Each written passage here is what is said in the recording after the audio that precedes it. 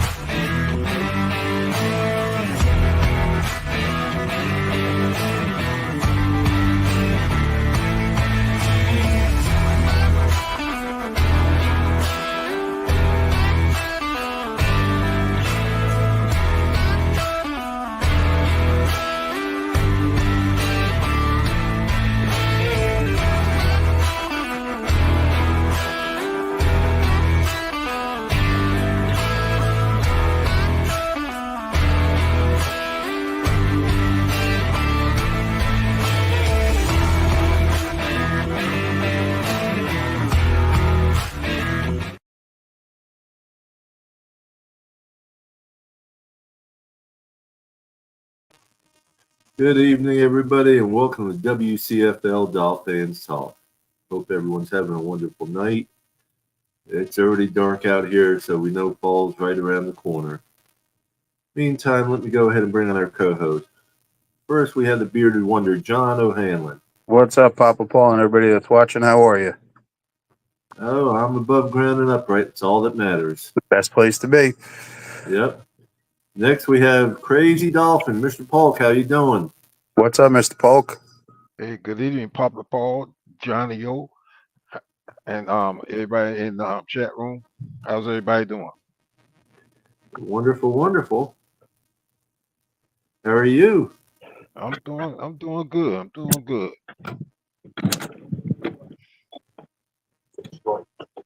So I know we signed an offensive tackle to the practice squad after we cut Robbie Chosen. Jackson Carman. Yeah, he what happened with the previous team? He showed up out of shape, and so he was out there, and the Dolphins, I guess they decided to grab him, just put him on the practice squad. I guess they may try to give him a chance somewhere down the road. Just guess. You never know with our offensive line. We might need him sooner than thought. Mm-hmm. Yeah. I'm glad we got rid of Robbie Chosen. 3-4 years with us, and he couldn't figure out the damn scheme. Couldn't remember the plays or anything. Yeah, he's definitely got talent, but reading a playbook or understanding it or memorizing it is not one of his talents. No. I mean, I haven't seen nothing to say, that he fits our scheme. I haven't seen anything. Malik Washington and Raheem Mostert both practiced today. Okay. So there's a possibility both of them could be playing on Sunday. We'll see. The great wise O'Hanlon, as it says, we have to wait and see. Yep. See how they feel come Sunday afternoon. If it was me, I would be on the safe side and kind of bring Mostert in, kind of cautiously, because we still have A-Chain and Jeff Wilson and Jalen Wright. Yeah. As far as our backs go. Yeah, if either one, if they're not healthy, you can't play them because they need to be healthy. Right. Well, as far as power rankings go, we went from, depends on who you look at, ESPN, NFL.com, and Yahoo Sports all had us 9th last week, where USA Today had us 13th last week. And now in USA Today, we're 25th. ESPN and NFL.com were 17th. And Yahoo Sports, they dropped us all the way to 23rd from 9th. Which is nothing we didn't see coming. Yeah. Yeah, we kind of knew that was coming. Yeah, Um, but the season is still young, so let's see what happens. We'll just take one game at a time. Good evening, Jorge Grass. Yes, it's Skylar's opportunity. Exactly. He needs to go out there and do the best job he can do in order to help us out any. Yeah, we need Skyler to turn into Brock Purdy. Yeah, exactly. And McDaniels need to come up with some plays that kind of fit Tyler's kind of fit his skills and talent. Oh, Because absolutely. If McDaniel keeps running the same plays, it's Sunday afternoon. It's going to be an ugly game. exactly. Now, I Mhm. want to, say safe travels to everyone who's traveling out to Seattle. Yeah, some of them are out there already. I know Lou and Ashley are out there already. I believe the Barkers are out there. Um, I didn't see Dave, anything if Bob got out there yet. I don't know if he was out there or on his way out there. I seen something. David Lozado's out there already from Dolphins Nation, Mexico. Yeah, there's quite a few people that have gotten to Seattle already. So hopefully they have a good time, and hopefully it's a good game Sunday. He went live standing outside of a. He was inside of a Mexican place right there, showing all the Mexican people that are around and coming up. But he said there was a long line, and it showed. I guess it's one of the original Starbucks, but it was a long line to Starbucks there. And all I could think, because I know that's where Starbucks originated from, was Seattle. Yes. So I'm assuming it might have been the original one or something, because they were lined up on the sidewalk and down the block. Okay.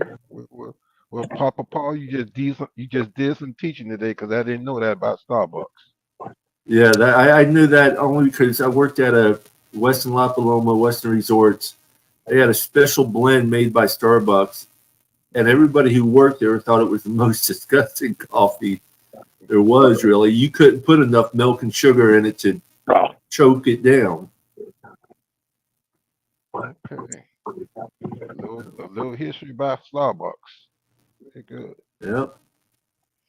Well, yeah, 72 undefeated. I really hope Skylar balls out too. I think we all do. Hmm. Looks like John froze up again. Yeah, the internet down here. Oh my goodness. I guess they're working on it because it's been that cutting up pretty good down here. There's John. He's back. I know we have a special guest joining us soon, and I know Dolphin Winners will be in soon. Hmm. Anybody wants to join up, join the panel, links out there already. Tom might be in. He's busy refolding shirts. Yeah, yeah, I know. I seen him where he went live, and he'll pop in for a little bit, if nothing else. And Okay. busy man. Oh, when those boxes come in, yeah, he's busy. Well, with the work he does too, he's busy, and then the boxes makes it twice as much, and because there's a couple hundred shirts altogether usually. Oh yeah. I got to order a white one. I just realized I don't have a white one that says Papa Paul on the back. There you go. See? I have a pink one. I have an orange one. I don't have an aqua one. I have a black one. I got the black hockey one. Then I have an orange baseball one. So I actually need to get at least a white one, if not a white and an aqua one. Jorge Callis, thank you for joining us on Facebook, brother.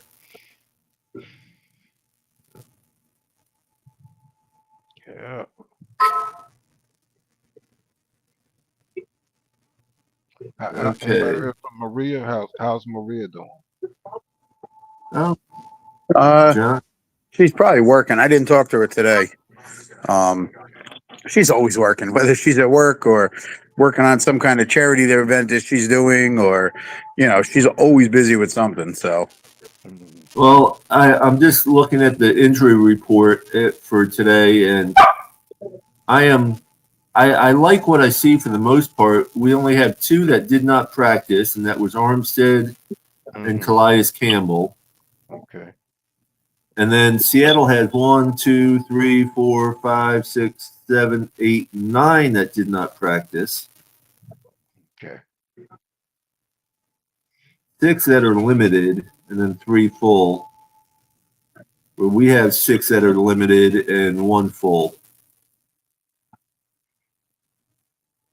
Our limited one is Dubois or Dubose, which I'm not too thrilled with him right now. Um, Rob Jones, Mostert, Jalen Phillips, Malik Washington, and Jeff Wilson Jr. are all limited. Mhm. And then Eichenberg was full, so. But they have a lot more on their injury report than we do, which is usual, a little bit unusual for us, it seems yeah, like. you got that right. Mhm. I mean, we only have 9 altogether. Mhm. Okay. And they have 9 that just did not practice. Whether they're on vet rest or what, I don't know. Right. Okay. And that could be why Campbell didn't practice today, just vet rest. Yeah, The guy's been exactly. around enough years; he knows what's going on. So Oh, yeah. And I mean, I want to meet him in person sometime.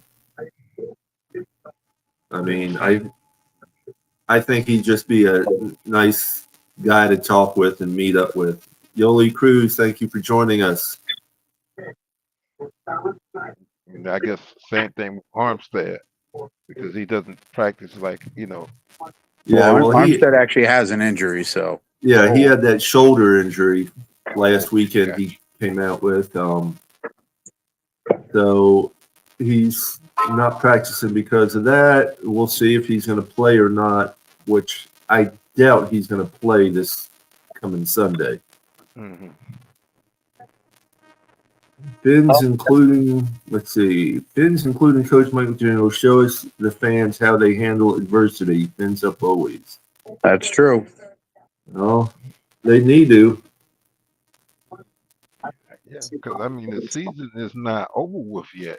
I've No, been on no, it's it's platform. it's it's not over with by a long shot. It's all going to depend on what happens the next 3 or 4 games, really. Right. But what I'm saying is I've been on some platforms where as soon as tour went down, people were saying, okay, the season is over with. With me, Well, I can't say that. I know. it happened on this very platform here too. Mhm. So I'm I always have high hopes, even in the dimmest of darkness. Of I have high hopes, hoping. I mean, that's all we can do. A lot of times is hope Right. and pray, and hopefully they pull their heads out of their ass and kick some ass. There you go. You And know. y'all spoke of a Dolphin fan in Mexico. Mexico has a strong Dolphin fan. That's one thing I learned over the past 2 or 3 years that Oh you have yeah, a strong fan base in Mexico, and like I said, worldwide. You know, yeah, most definitely. Yeah, I've met a lot of those guys from Mexico, and let me tell you, incredible fans. Incredible to Yes, hang they out with, are. to tailgate with, to sit in the game with. Just unbelievable, people that come up from the Mexican club and maybe other areas that maybe aren't in their club. But let me tell you, what an amazing group of people. Oh, and Mr. Polk, you should be getting a package Thursday. Okay, I'll keep my eye out for it. And Yep. also, one of the first fans I've seen on Dolphin YouTube is a lady who to me is like uh, uh, a Mexican version of Darfriki, and I'm not saying that in a negative way. She's like a Darfriki of the Mexican Miami Dolphin fan base. I don't forgot her name because it's been a couple of years since I've seen her.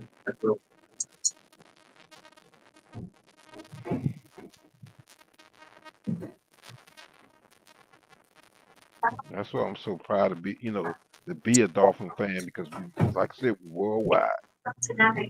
Oh yeah, and since the advent of social media, you're able to see these fans on Facebook, Twitter, whatever platforms you're on. You get to see them with shows like this. The Dolphins now have an international fan of the year, so Hmm. they're recognizing what's outside of just the United States because so many people are big fans.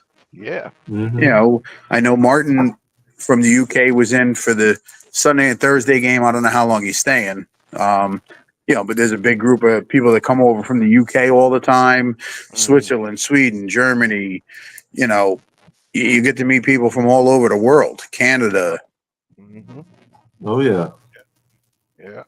and New Jersey. Yeah, the armpit of America. What'd you call it, John? Called the Oh, armpit of America. that's a good one. um, well, I know. What's up, Dan Burke? How you doing, brother? Yo. Berkster. Um, now see, I didn't realize it. I know two is going on IR. When they were put on IR, I thought it was just 4 weeks, but it's actually 4 games. Yes, 4 games. So because we have the bye week in there, he cannot return until after the fourth game is played. So he's actually going to get 5 weeks off. Yeah, and I thought it was just 4 weeks, but it's four games. So, and there might be some people out there who didn't realize that and everything. So I figured I'd bring that up. And it's still up in the air from what I've read on some articles on whether he's actually going to be returning this year or not. It comes down to what happens over the next few weeks with him, his family, and the doctors and everything. Right. Listen, I'm going to be very surprised if he doesn't play when he's eligible. I'm not. Yeah, I agree with you on that. Most definitely. I mean, they're taking their time with the protocol because they put him on the IR. But listen, if this was his first concussion, I would venture to say he would have been playing this Sunday in Seattle. Yeah. Yeah. Yeah. I agree with that. But since this Dan, is like his fourth, But it cracks me up. They're talking about all this and protocol, and the NFL has done good with that. Making sure that they see the doctors and they go through this stuff and they give them all these tests. But then you listen to some of these talking heads on different TV shows, whether it's ESPN or whatever, and a lot of these guys are, Tua needs to retire, and then when you find out about them, I had 18 concussions, I had 15, I had 12. And you're sitting here yeah, talking on TV telling us that Tua should retire after the third or fourth one. But yeah, you're telling us you had, double-digit number concussions that you know of. There might have been other ones where you didn't even know you had one. I know well, Troy Aikman, he had a lot of concussions. A lot In of these fact, guys did, but he back had more. then they didn't worry about it. Hmm. well, Dan Burke asked, "Do the Dolphins draft a QB early next year?" That depends on how the rest of the season goes. I don't know about that. Way too early to be. I mean, good question, but too early to be thinking about that.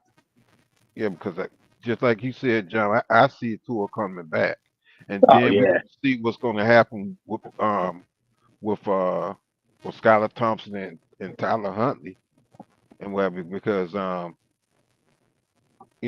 whichever one pans out will be Tua's backup. So I'm already looking to see Tua coming back. That's really my mindset. I'm not deep down inside. Yes, I'm scared for him because of, because of what happened. But I see him coming back.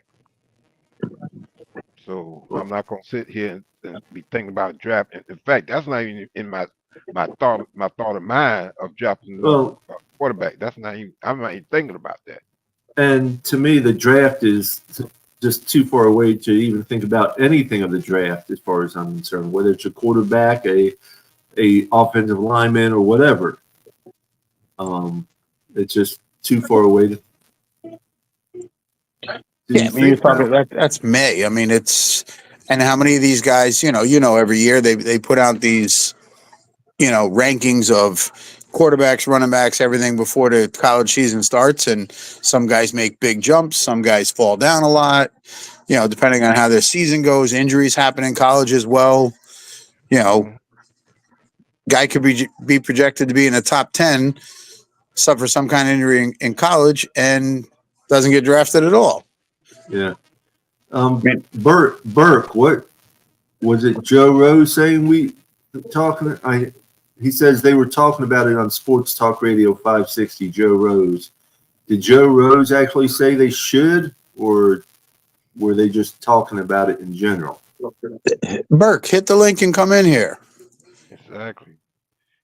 And also too, if anything, and like I said, this is far off as far as the draft go. My first, if it was me, I'd be looking at an offensive lineman anyway. But like I said, it's too early to be thinking about that right now Mm-hmm. because that's what we got kind of built up in the trenches on both sides. So I'm not even thinking about quarterback. Mm-mm.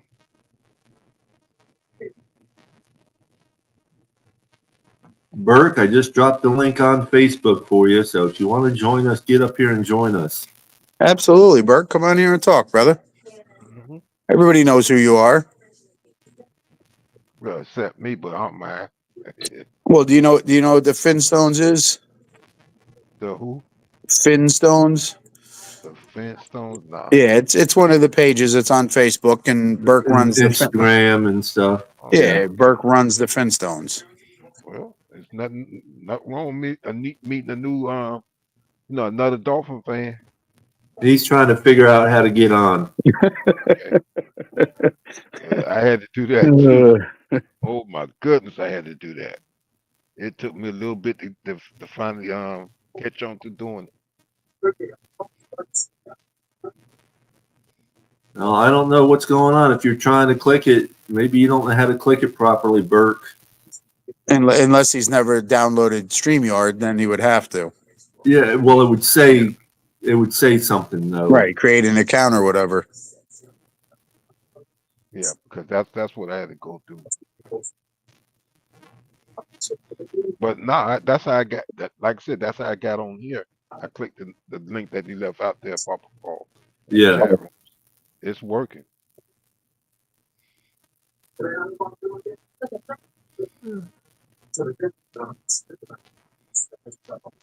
Uh, so I mean, yeah, I'm looking forward. I'm hoping there. He comes back. I'm trying to think. Let me look at the schedule.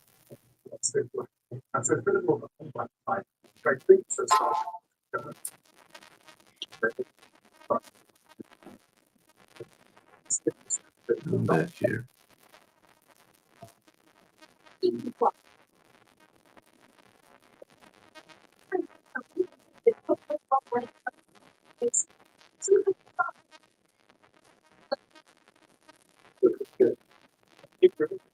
Okay, we got the Seahawks, the Titans, the Patriots, then the Colts, and then the Cardinals. So if he comes back, it'd be Fan Club Weekend.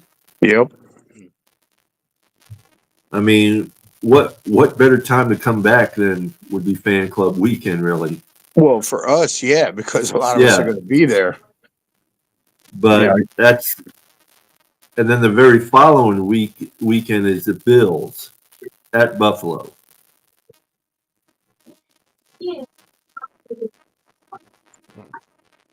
So that's going to be interesting.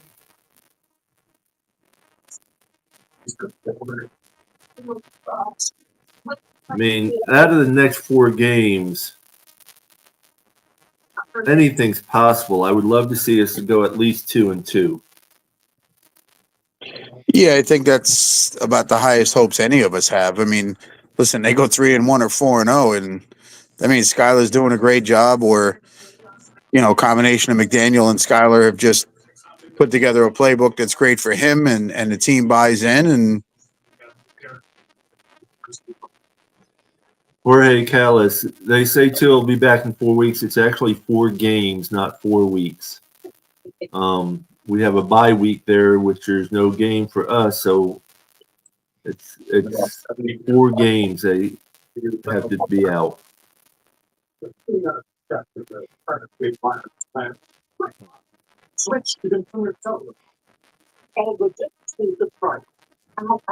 Jorge Grass, I don't know what you mean when you say 1 more game than the 70s schedule.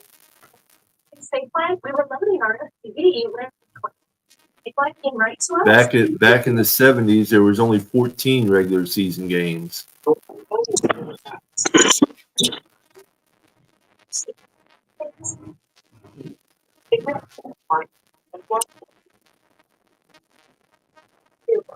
Everybody's running late today.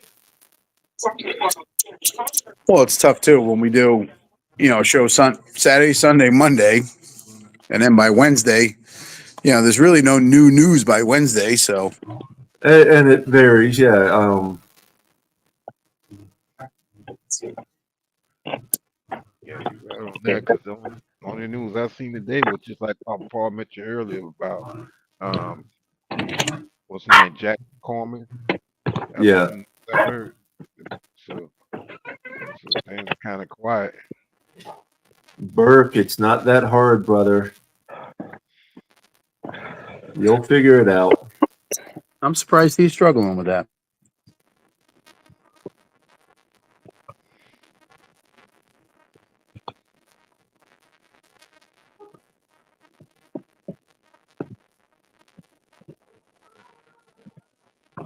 I think he's just playing shy. He doesn't want to talk in front of everybody. Yeah. You can always hit camera and they can't see your face. They just see your logo like this.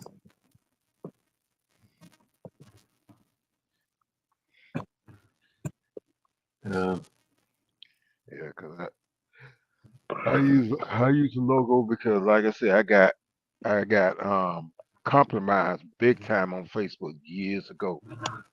So I said from now No. on, any platform I get on, I'm gonna use my logo, and I had to go in and clean up my profile and everything because Facebook hit me real hard. Jorge Grass, the 70s was not 16 games. It was 16 games if you had a bye week in the playoffs and went to the Super Bowl then. Then you No, played 16. there was no bye week. It was 14 regular season, 2 playoff games, and the Super Bowl would be the 17th one. Okay. Back then, there was no bye week. You're talking to an old man who can't remember anything, so. Yeah, just you played 14 regular season games. You had 2 playoff games. If you won both of those, you were in the Super Bowl, and that was that. Yeah, so otherwise there was only 14 regular season games. Yeah, that's how the Dolphins are 17-0. Yeah. And what gets me is, people don't realize it. We play the same amount of games to this day as we did back then. Back then it was 14 regular season games, 6 preseason games. Now it's 17 regular season games and 3 preseason games. Yep, and if the NFL has their way, it's going to change to 2 preseason and 18 regular games. Or maybe only 1. Could be. They've talked about just doing 1 preseason game with the 18 regular season games, adding the second bye week in there, and everything's hunky-dory for them. Well, it actually kind of works out for the fans because if they do that with 2 bye weeks, then the Super Bowl would always be the Sunday before President's Day, and we could all take Monday off. If you're lucky enough. I make my own schedule, so I'm lucky enough. when I lived in Texas, there was a small town bank there, and the owner of the bank, he never closed for Martin Luther King Day. But the same day was Confederates Day. So he would have a sign up on the door, closed for Confederates Day. Yeah, well, let's thank God that things have changed. Oh, yeah. Yeah. I agree with that.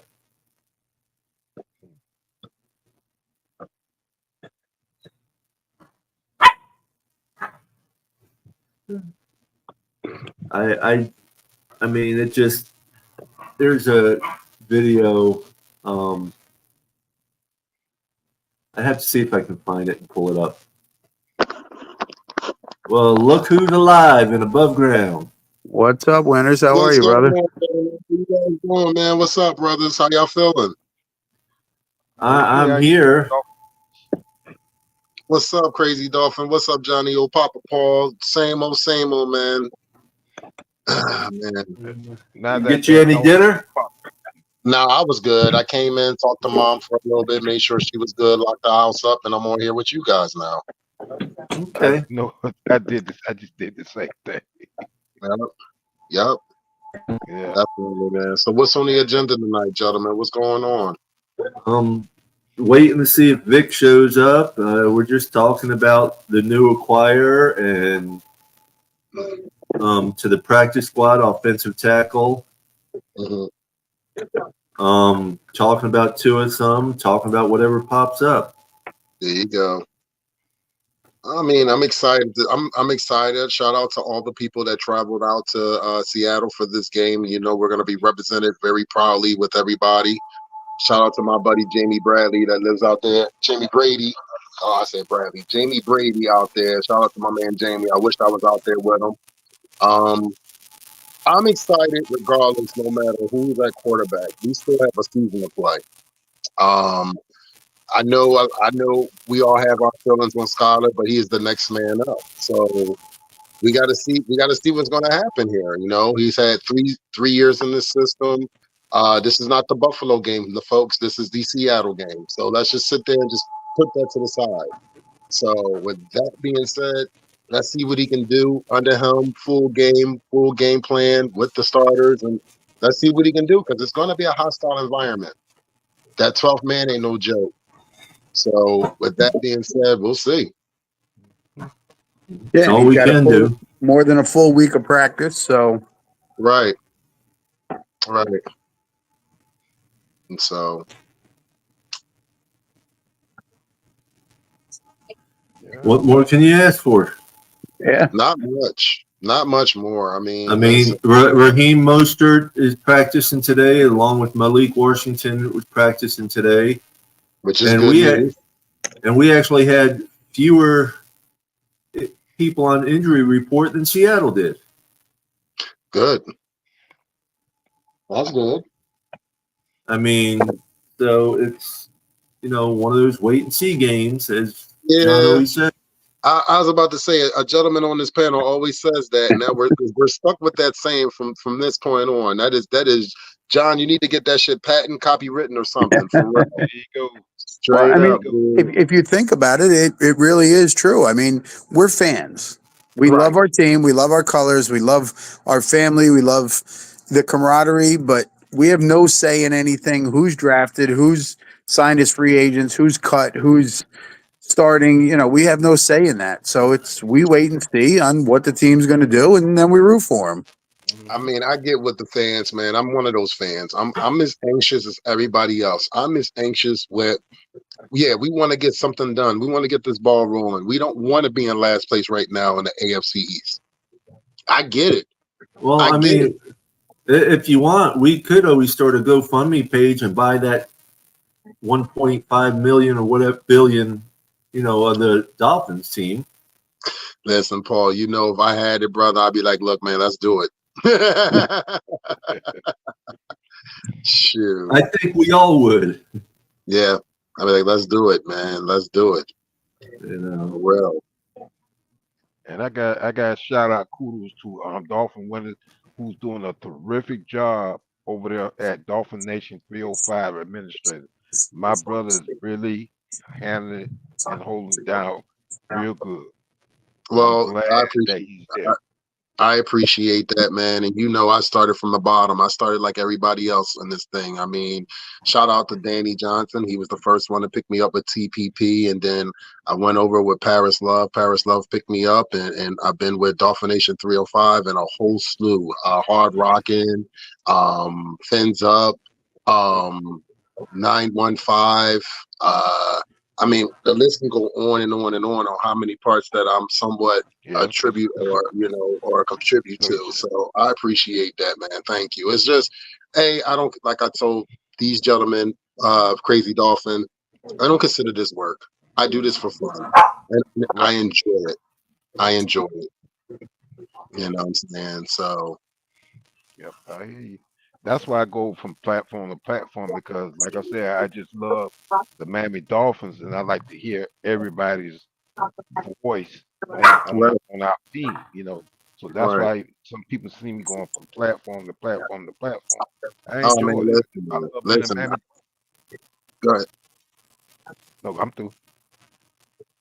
Okay, so yeah, I mean, shout out to all the different content creators, and I mean, Hmm. definitely, and then we got some future ones coming soon too. So I'm Yeah, looking forward to it. I'm happy that we have a lot of content creators, and you know, that have different perspectives on our team. And I try to watch as many of them as possible. You know what yeah, I mean? I keep my eyes on everybody, and I wish success to everybody. I really do. same Ain't here. no hate, ain't no hate from me, and ain't no hate from. I know it ain't no hate from these other men on here. I know that for a fact. You No, because know, we're not competing with them. We're all just trying not to at do all. our own thing, and everybody's platform's a little different. The way they approach it is different. The way they break things down. I've said it before. There are certain platforms out there that I've tried to get on, and they're yelling and screaming and arguing and calling each other names, and I'm like, nope, I'm out. Right.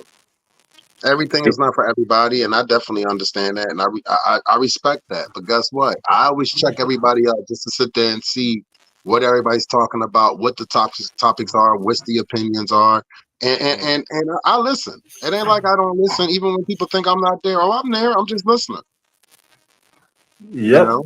And even with some of the other platforms, they may not fit the way I look at the team, but I still go in there, hit that like button, and support them because, like I said, Absolutely. I know what it's like. Well, we may have some fans that are not as old as myself, but I know what it's like to try to um come home from school and watch the news, just get a little tidbit of the Miami Dolphins, or to Hmm. wait for my dad to get through reading the Miami Herald just to see what they're saying about the Miami Dolphins. So when Correct. this when these platforms open up on YouTube, man, it's a blessing. If you're a Dolphins fan, I mean you should really enjoy it. And there's so many different platforms out there, and you can't help but find some platforms that fit the way you look at our team, our Dolphins. Right. Right. I mean, right now it's a trying time for our fan base and the franchise, and like the uncertainty is what makes everybody very anxious. You know what I'm saying? Because we're not sure what this team is going to look like with Skylar Thompson at the helm on Sunday at 4 o'clock. We don't. That's one thing. That's the reason why I think a lot of us are anxious, and I am. I'm one of them.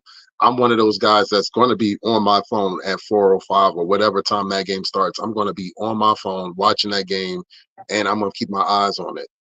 So because this every game is important. The reason why I penciled out these first two games for the weeks and weeks they were two conference games and one was a divisional game.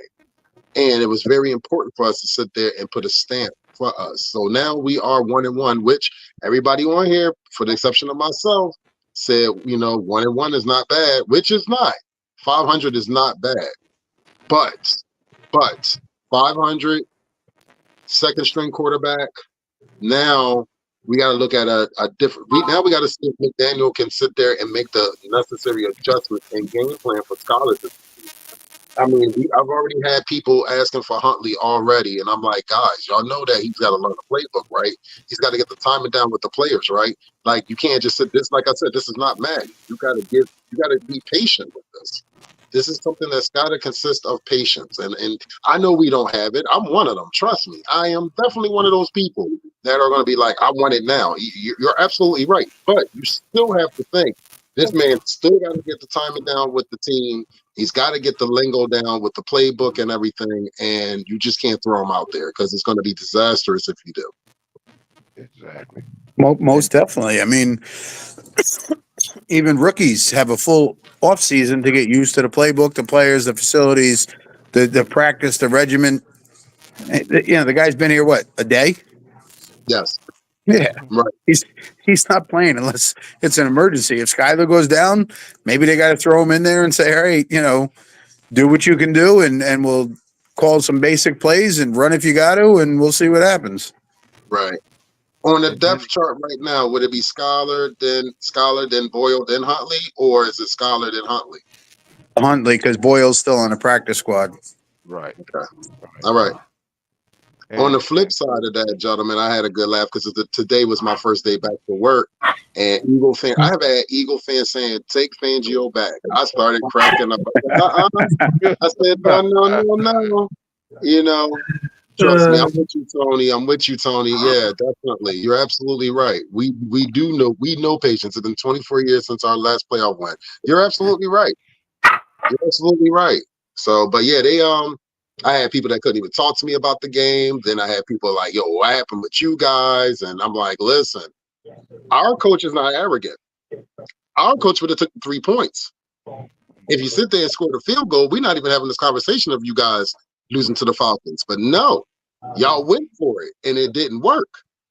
And then you had Fangio, which we know about Fangio, and giving up points with little bit of time left on the clock.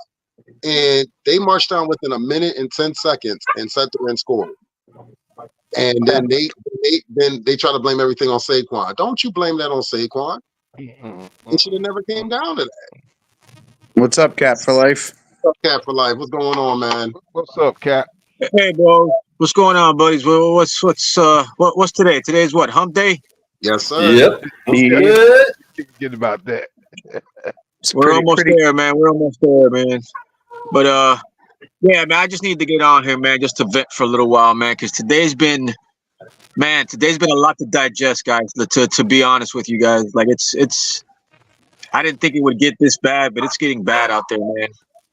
And I really think it's time we start trying to get everybody back together, man. I think it's time to get the band back together and just not try to end the divide, but try to start building bridges again, because it's getting to the point now where it's at the point of no return now with this fan base, and it's not fair, man. You guys deserve better, man. We deserve better. Well, you know what it is, Cap for Life. I'm gonna say this, and I've noticed this by being a fan for a very long time. Everybody's gonna have their own objectives. Everybody's gonna have their own opinions, and everybody's gonna have their own view of what this team should be and should look like. And when it gets to the point, it gets so personal when you're sending death threats to other Miami Dolphin fans, and if it gets to that point, it's something wrong. It's something wrong where I'm sending another Miami Dolphin fan death threats over anything. That's a problem. That is a serious problem. I love this team like everybody else on this panel, but I'm not sitting there sending death threats, or I would not expect death threats to be sent to me over an NFL team. Now that's a problem. Seriously. Yeah, I mean, it's not over. Like we were saying the past couple of days, we knew we would probably get into this scenario with the IR. I mean, let's just get through that. Try to do what we can. The next 4 weeks, it's not impossible, but it's being force fed that it's impossible, and that's the part I don't like. I'll say this. Can I answer that real quick, and I'll let you talk, Mr. Paul. Well, this is what it comes down to. I don't think it's force fettable. I don't think that's that. It's just the fact of the matter, like myself, and I'm going to sit there and say this, like I said before. We have to sit there and we got to see what this team's going to do. It's a show me year. This is the third season under Mike McDaniel now. This is like I'm tired of hearing the boy genius. He's this, he's that. And what we saw after the first interception with Tua, I don't know what type of offense that was. That was an awful offense. So my whole thing is I'm tired of hearing what this dude can do. Show me, dude. Because once he sat there and went out, it was the Devon and Chan show. And that's not going to get it. That's just not. So as some of us, and I will say some of us, you got to show me more than a man getting 170 yards per all-purpose yards. You're gonna have to show me more than that. You're gonna have to, because this is not going to get it. That offense went from a high-powered offense to it looked like a Chip Kelly offense. Well, real quick, I want to welcome Vic from Jersey Boys Sports Talk. How you doing, Vic? Hey, what's up, Vic? What's going on, Vic? How you feeling, brother? How are you? Sorry I'm late. It is pouring where I'm at. I had to build an ark just to get to the show. So, That's okay. Now, Cap for life. You want to talk about a fan base? Ask Vic about Giants fan base right now. Oh my God, It's that bad, huh? it's bad. Yeah. It's 1972 bad. Like my co-host Byron, it is bad. I mean, I don't know if you watched the game before last week. I even paused the video because my co-host, he's awesome. I love him to death, but he loves countering me. He's like, hey, these guys got to get open. I mean, Daniel Jones threw one interception to triple coverage. Then the second one, he threw a screen. How hard is it to see a big defensive lineman in your face in a screen? I'm confused. I'm confused. Like I don't get it. I mean, dude, there's no excuse. There's not. Give me Tommy Cullets. Give me anything better than what we have, And then to see Saquon Barkley, perform. Other than that miscatch and stuff happens, But Giants, we got it bad. I think. But hey, let me tell you something, man. Anyhow, At I least don't want to keep going Giants. I wanted to talk a little bit about your guys. At least you guys have Super Bowls the past couple of years. We've been waiting a while still to cash out. So at least you guys have something against Brady you can brag about, It is true. That is true. I do. But it doesn't make it any easier to stomach each week. You know what I mean? It's just, it's oh yeah, I feel you, no doubt. You're only as good as your current season, right? That's why everyone hates Dallas, because they're living off the glory days of VHS. Like that's the last time they were in the playoffs. It was VHS. You know what I mean? Or and they still talk about them. So what good is that? So and all due respect, I'll give you another example. I love Mike Tomlin. He's one of my favorite coaches. Not that I'm a Pittsburgh fan, but just because you haven't winning seasons, they want to go to the Super Bowl. You got to make it to the playoffs, the Super Bowl. So, but back to what you were saying, what Saul was saying about the Dolphins, I'm a little disappointed with I was expecting your offense to continually migrate more and more. You know what I mean? And it just seems like, and this is just me, and it's not a knock on you guys. It's just a matter of fact that it just seems like you're either high potent or you're not. And I'd like to. You have enough players to develop. Having high potency is awesome because that's not easy to have.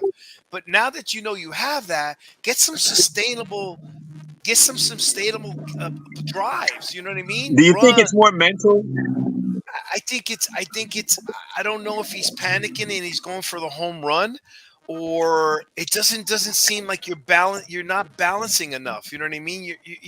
I haven't seen a season so far where you've had multiple games with great long sustainable drives. It's like you're hitting 3-pointers all the time, and if you're off on your 3-point game, you're done. It's that's my funny opinion. you bring that up because I think Saul and I was just talking about it the other day, where I said Tua is just, he doesn't have that. He's got consistency to throw the ball, but he doesn't have a consistency gameplay. He's good for 1 or 2 games, and he has a bad game. But I think it's also he said he's talking about Mike McDaniels. It's true.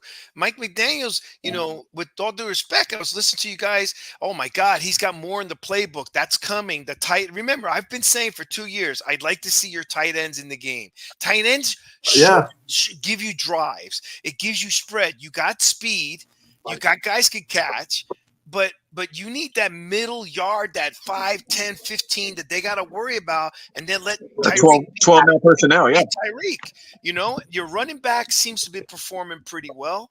So I don't understand. It just doesn't seem like it's too big game offense for me.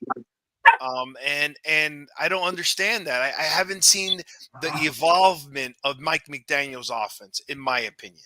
Yeah. Well, I think we've seen some involvement, just not enough. Yes, fair point. But I think what Saul was saying is, where's the it's got to be enough because he's the genius. Right. You don't call me a genius. I'm giving you little success. Call me a genius because I'm consistently changing my game plan. I'm developing. You don't know what's coming at me. I'm beating you down. It's hot. You think about it. You're in Florida. Long drives kills the defense when it's hot. Well, I tell you something, because got me. Someone mentioned something the other day about McDaniels needs to take a speech class, and I'm like, a guy who went to Yale, he did not take a speech class because every other word out of his mouth is It's Toastmasters. He's got to go to Toastmasters. Oh. Well, I just think when Mike gets in front of the media, he thinks he's trying to think of everything to say before he says it. There's just he's trying to go through in his head. All right, I'm going to say this about this and this about this, and it comes off like you said. Yeah, Mike, just talk. I'm sure in the locker room he doesn't do that. I'm sure in meetings he doesn't do that. We saw it on Hard Knocks last year. He wasn't doing it on Hard Knocks. But when he gets in front of the media and has to do it, his press conferences, I think sometimes it's the same in a game. He overthinks it. And may I ask you a question too? I mean, you have enough players, you have a lot of talent, but you need some depth. You know what I mean? Because, this is the reason why the NFL went to 3 quarterbacks, right? And no offense, obviously you're not going to replace the Tua type right off the bat.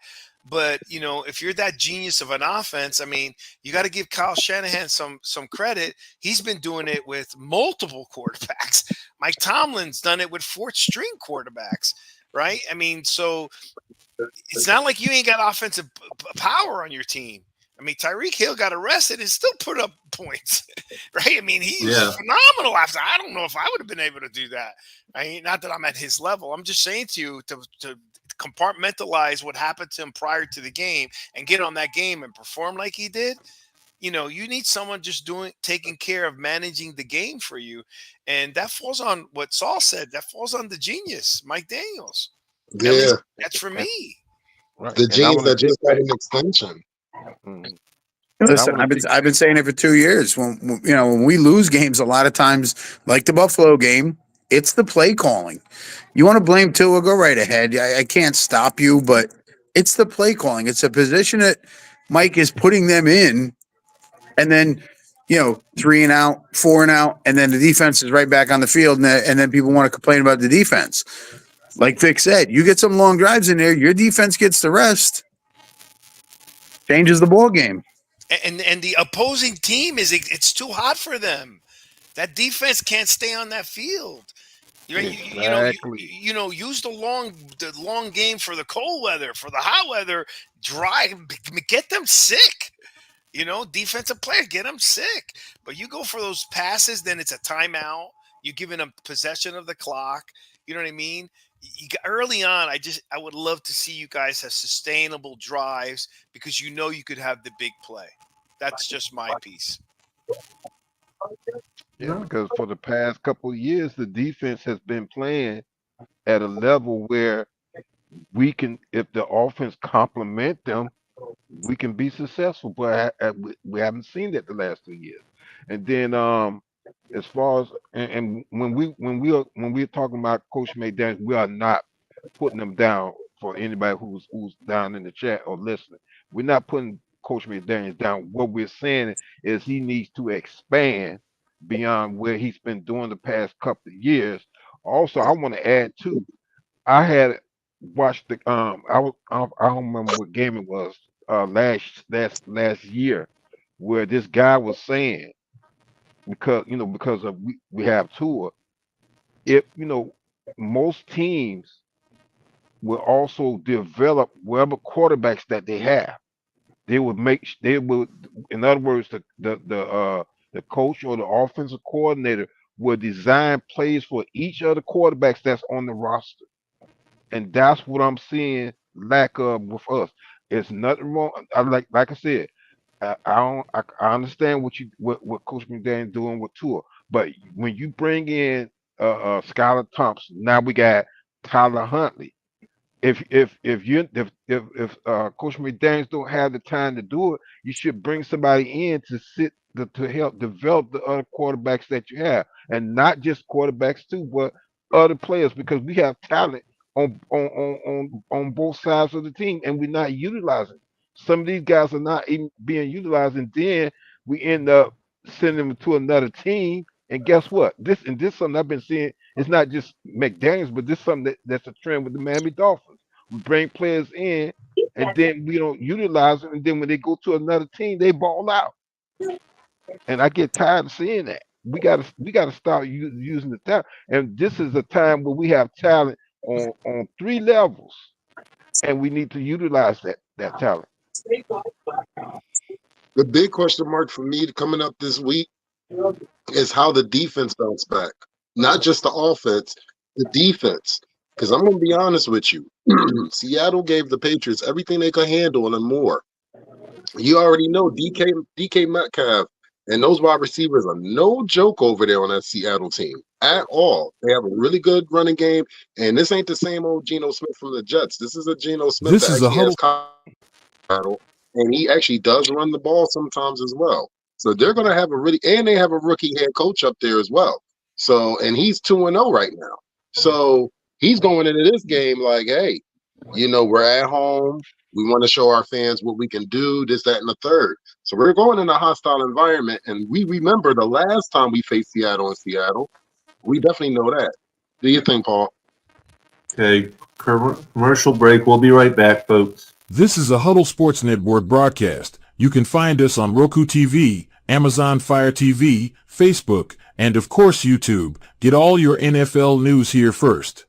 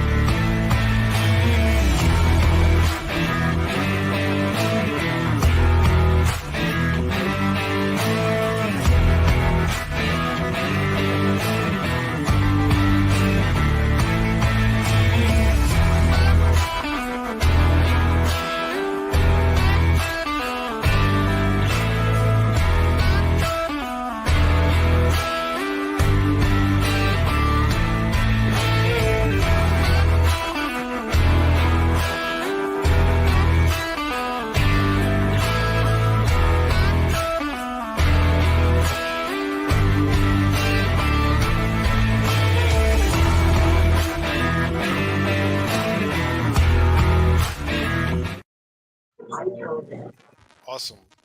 Hey, may I make a comment on Papa Paul? Yeah. So to the gentleman's point about developing plays for the other quarterback, in my experience, two things. I want to make two comments. One, on our show, we talked about maybe a year ago how impressed I was. It seems like the second string quarterbacks are way more prepared today than they have been in the past. Because it seems like second string quarterbacks have been developing, the Geno Smiths, the Brock Purdy. I mean, they're coming in and, there's so many more quarterbacks coming in. They're playing a lot better today than they were 10 years ago. Is that a fair statement? As far as I'm concerned, it's a 50-50. Okay, well, in my opinion, I think I've seen a lot of guys who've come in and have developed, right, like really fast. Number one. Number two, it's even more important for the Dolphins to do that because you're going from a lefty quarterback to a righty quarterback. Mhm. And that's not Mhm. easy. Everything shifts. The game, the way you catch the ball, the spiral of it's a lefty punter. I was a punt returner. The ball comes to you differently.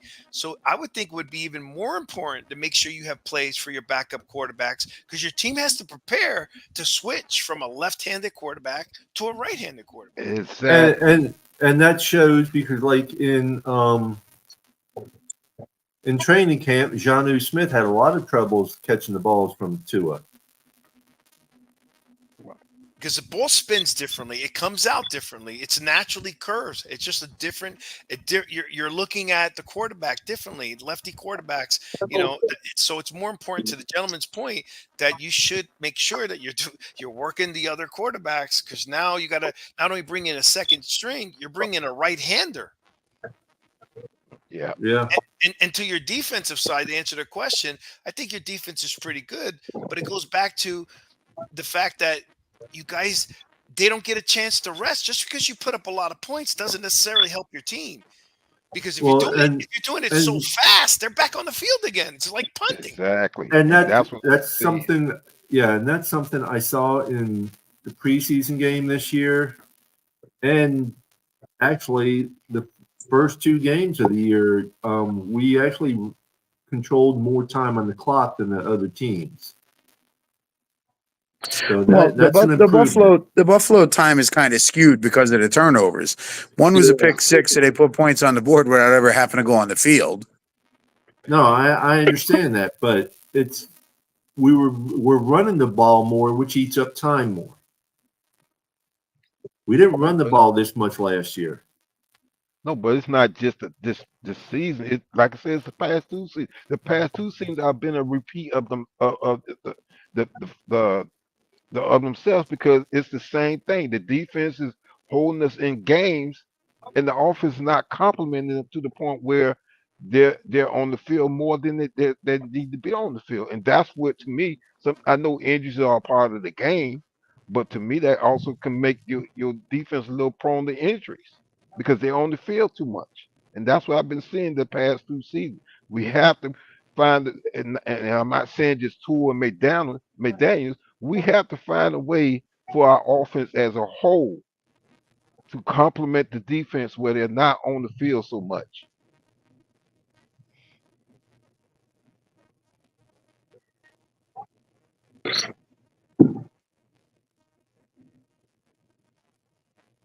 We still there? We Yeah, still we're here. still here. Yes.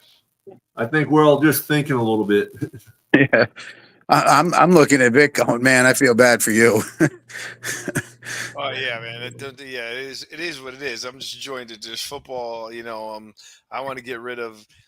Look, for the Giants, if you ask me where the problem is, it's an ownership issue. From the top Oh boy. down, it's down. It's just an ownership issue. I don't understand how you can be family with the Pittsburgh Steelers and when you're at dinner tables, they're not making fun of you for the last 10 years. Like, I mean, how can you be that bad for so long, right? And not put a competitive team out there?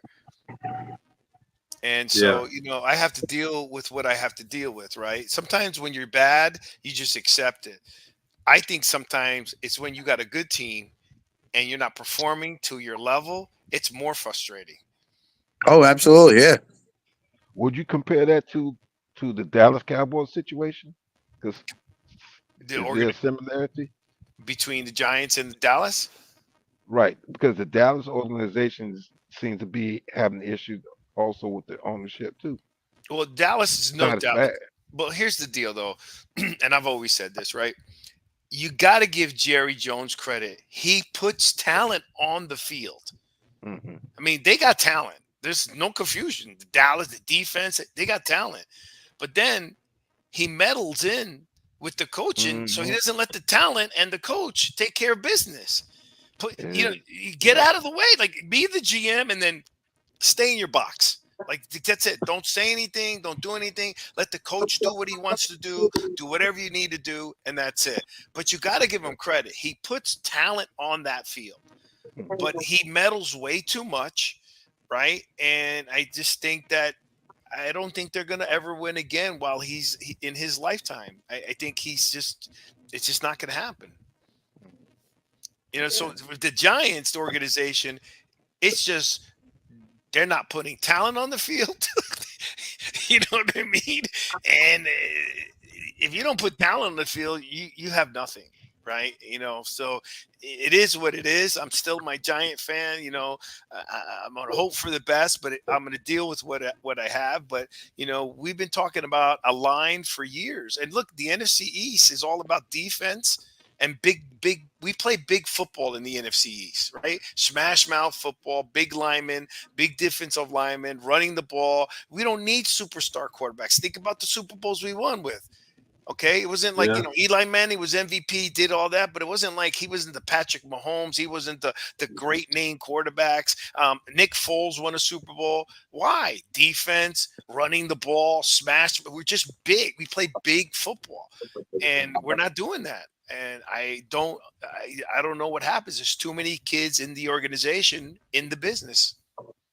Well, here's the question to you, Vic. I know for a fact that the whole Saquon Barkley situation over on Hard Knocks, there was a whole controversy with that. Can you elaborate with that with the rest of the gentlemen on this panel?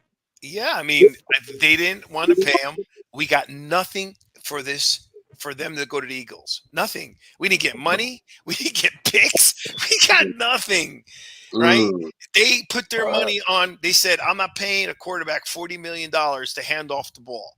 Well, what has he done to prove anything? Now, don't get me wrong. Saquon Barkley staying on the team wouldn't make us win, but I would rather build around Saquon than build around Daniel Jones. Yeah. Right. Okay. So, and everyone will argue with me and this and that. Well, running back, look at Saquon still can play. He's already saw it. He missed one ball, but that was it. So, and then we got nothing for it. On our show, we mentioned it. Saquon comes to MetLife and has a good game, and they have a good season. Those guys got to be fired because it was their decision. Mara did not want to let go of Saquon Barkley, just so you know. He did not want to let go of him. And they wanted to build around. I don't know what they saw in Daniel Jones. I mean, like, look, I was never on the bandwagon. I was happy when he was doing well. I think he had the opportunity. I think it's not just him. We need linemen. We need a lot of things. But when Saquon the other day did well, I was happy for him. My co-host wasn't because he doesn't like it. Doesn't like that he went there. But I was happy for him. He's a good guy. You know what I mean? But that was an ownership, another ownership letting, Shane and Dable make those decisions. And I think that was a bad decision. And especially in division. I mean, that's just terrible. It's terrible. And with Dallas, it's just Dallas is Dallas. I mean, you want to finally see the. I don't know about you guys, but don't you want to see finally the true colors of Dallas come out during the season, then have the hoopla during regular season just to see them 1-out in the playoffs? I mean, it gets tiring. You've seen it, Vic. You just seen that this past Sunday with New Orleans sitting there and handing them their asses to them on a silver platter. I picked the Saints. Who? Nobody. I did. I'm gonna be honest with you. I know you did, but holy smokes! Like, who thought? I said this. Anytime the Cowboys lose is a great thing, but damn it, when they get waxed like that, sheesh, they got waxed. You had the quarterback dancing in the end zone. You know it's bad when you got Carr in the end zone dancing, doing a Michael Jackson. Seriously. Woo. Now I know I'm late. Did you guys bring up? Where do you guys? So a couple things. Where did you guys stand on Tua? Whether he should continue to play or not? And then, early in the season, because we have Sportcast, I'm sure you guys are asked the same thing. But I was asked by Dolphin fans, "Hey Vic, what do you think? You think we should sign Tua for a contract, or you think we should wait?" And my response was, it was a catch-22. If you sign him now, you're going to pay him, and you risk that he's still got to prove that he's not going to get hurt. But if you don't sign him and he has a season like he did last year, you're going to pay a lot more money for him. So there was like no winning situation for you. Yeah, we discussed that a lot on here, and we thought both ways. I mean, John and I both wanted not to sign him really, but we also felt that if he balls out, it's going to be a lot more. But if we don't, we could end up losing a lot and everything. Exactly. And then, And- man, I was yelling, what's wrong with him and Daniel Jones? Slide. I don't get. He had the first down. He had the first down. Well, I mean, it's easy to say slide, but when he's running forward, he's, seeing what's in front of him. He's not looking at the sidelines to see where the markers are. I'm in a different opinion. He didn't need to slide. He needed to see Hamlin and just dive to his left and go head first and avoid Hamlin. He didn't need to run right into him. Okay, I could agree to disagree with that because as a quarterback, your job is to know where the first down is. That's it. Well, before the snap, you do, but then when you start moving around and stuff, you're not always exactly sure what yard line you're on. It's the middle of a play. He listen. As far as I'm concerned, Tua made one mistake. He ran headlong into Hamlin instead of just diving to his left, hitting the ground.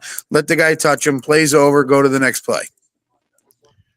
Yeah, I just wanted to see him slide. I didn't want to see that. And then look at the player he ran into. He ran into the player into the chest, whose heart got stopped by getting hit in the chest. Right. Yeah. And and his head, it was terrible, man. It was terrible. And but Daniel Jones, I don't understand. You saw Patrick Mahomes slides. You see the other guy, they slide. And if you're not touched and you're a slide, you still get more yards. You got to be touched. Well, if they give themselves up and slide like baseball, they're down where the ball is. Right? Yeah. That's true. If they go head first, then they're not down until somebody touches them. Now, you were talking about quarterbacks before and your organization, the ownership, and you guys are one of the problems why the quarterback contracts are out of control, paying Daniels what you paid him. Nah, Trevor Lawrence was Trevor Lawrence was one of the last ones to sign. No, he was the first one to set the table because he shouldn't have got paid that amount. First of all, the first bad contract was Deshaun Watson. Yes. Okay, number one. That's number one. And number two, I predicted that if he doesn't perform, it's going to hurt the quarterback. But when Trevor Lawrence, because, compared to everyone else, ain't nothing. It's when Trevor Lawrence got that $25 million that he shouldn't have got, that set the pace for everyone else better than him. And look at the only one winning is the guy that's only making just, 44, 45 million? Who? Mahomes. Yeah, and Purdy's making $1 million.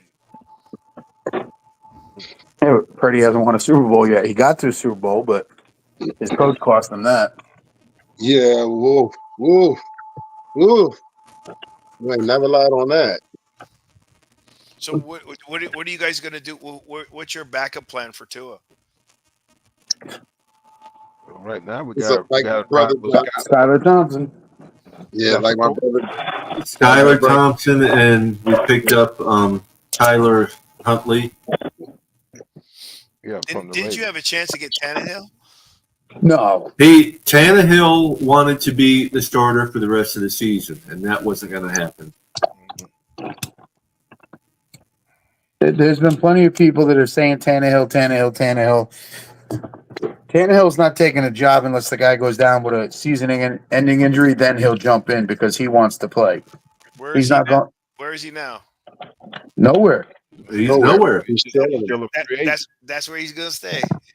Yeah.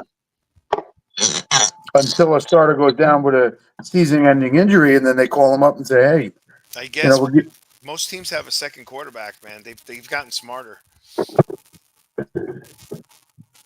Well, that's what Daniels. Plus, Miami's not going to pay him, 14, 15 million for the year when they already got all the money tied up into it. Right.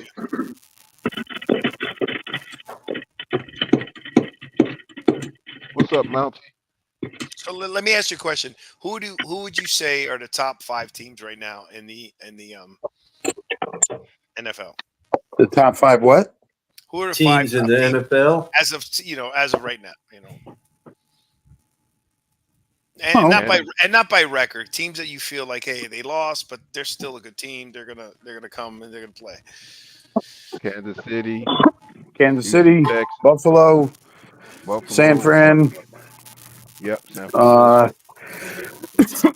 Possibly Houston. Philly. Yeah, Saints, You got to Houston.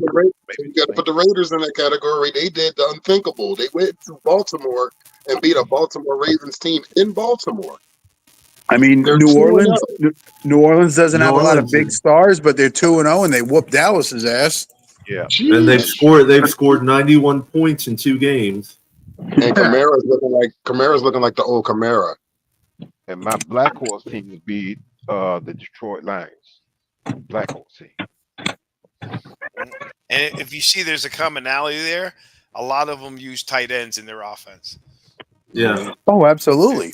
Right. And that's what we need to do. Look at what Gesicki. last- Look what Gesicki did for Cincy this past week. Exactly. I liked him, man. I liked Gesicki.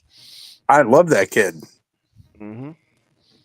And when Miami let him go, he goes to New England, signs a 1-year contract for $4.5 million base salary and $4.5 million in incentives. Didn't reach any of his incentives because they never threw him the damn ball. Yeah. And now he goes to a team that's throwing him the ball, right? Yeah. And he's the type of guy we need, because you get down in that red zone, man, put him in the back, he's skying. He's jumping in the air to go get balls. Well, you see, I think that tight end, yes, I agree with you there, but I think tight ends also helps sustainable drives. Oh, absolutely. That's what you need. That's why I like the tight ends, because they're picking up that middle yardage, that maybe 5, that 10, sometimes a 20-yard. Why do you think Tyreek Hill was so effective with Kelsey? Because they had you on every level of the ladder on the field. You had Tyreek Hill sprinting downfield, never stopped running, right? And then you had Kelsey coming across the field, and then you had a running back coming out the side. Yep. You know, Just so like- now you had at every level he had a choice where to go. And look at the top tight ends. It's guys that get 60, 70 receptions a year, 1,000 yards. You know, they block, they catch. You know, they move the ball. I mean, I don't care if you got Kittle, if you got Kelsey, and you can go back through the years. Look at the best of them. It just, when you use them and they're productive, it helps your team immensely. all the giant Super Bowls, our tight ends all got involved. Absolutely. And now last season with our team, we had 2 tight ends. You know, we had Durham Smythe and Julian Hill, and we barely used them. That's my Barely point. That's used what I them. was saying. And then Like, when are you we going to went- use your tight ends? Right, because we went and picked up 2 or 3 more tight ends, including one that's on the practice squad. So we haven't really used them yet. Nope. So we got to. That's why I say, you know, I'm not putting down Coach McDaniel. You got to start utilizing these players, man. Change that scheme. I want to You know shout what you out. got to do? Yeah, go ahead, do your thing. What's up, What's up, Mike? Crazy? What's going on, Monty? How What's you up, guys Mike? doing tonight? What's up, Mike? How you doing? Hey, Also, listen, I want to say this. Mhm. I've been getting crazy messages from other Dolphin fans on TikTok and other social media threaten me and threaten my kids. No, for real, on TikTok and stuff, talking about, like, it's so crazy. I don't even want to talk about it because it should piss me off. Yeah, I don't know how. Number one, you shouldn't be dealing with that. Number two, if they're a That's Dolphins okay. fan, they should be glad you're out there on the platform putting the stuff out there you put. Just because you Absolutely. you love Tua, and I got no problem with that. Nobody should be threatening your Nobody. life, your kids, or anybody else. It's absolutely ridiculous. And to How Yeah, can me, you call that's not. yourself a fan? You're not a fan. You when you do that, you're stepping into the criminal field. Like I told one of the older white guys his name, and he said, "I don't care. You tell anybody my name. His name is but he ain't got TikTok no more because the lady, one of the older ladies up there, seen it because I was live. He came in there calling me out, and I was like, bro, I said today is not the day. Like, and you coming in here talking trash about Tua, and everybody know me on TikTok is the advocate for Tua on TikTok. Like, I'm the most hated on TikTok. Like, for real. Representing the Miami Dolphins, yes. Me and Tua, like I told my friend today, he said, so what you think about Skylar? I was like, He our quarterback, so we got to represent him, right? So Yeah, but still, like I said, there's no excuse for that. I mean, I have zero tolerance for anybody threatening a person' well-being and their family because of the team or a player. You're not a fan. Like I said, you going from I being told a her, hey, look, I fan told her, dude, to I said, being listen, I said, I ain't scared to go to jail. You come over here threatening my kids, bro. I said, listen, like, all need necessary. Look, I tell my mom, look, I'm about to go outside, beat this dude up. Like, he about to have the police with him because I'm about to beat the shit out of him. And he deserves it. hmm Like, And I he, told my mom was like, you need to just get off of there. I was like, Mom, that's how I make my money. She was like, well, you just need to get up there. She said, just get up there on Sundays. Like, And law enforcement need to get involved in that as well. They need to be involved in that because that you don't threat. That's a threat. oh, TikTok messaged me because I went viral after the game. I really told people how I felt about Tua. And it's like this. I said, as a football fan, you want to see him out there.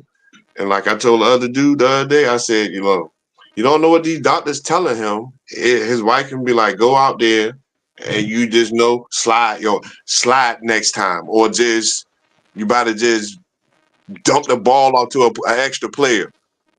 Like, you never know what his wife tell him. Or his mama or his daddy, bro. So you can't say he need to retire. Like well, I said, let him miss like 5 or 4 games to think about it.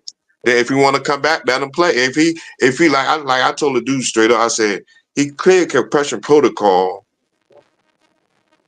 Like, but you got other Dolphin fans saying he don't need to go out there and play. I say this to say this. After he do all this, he need to wear the Guardian cap. And he need to wear like a little neck brace thingy, like Zach Thomas used to wear.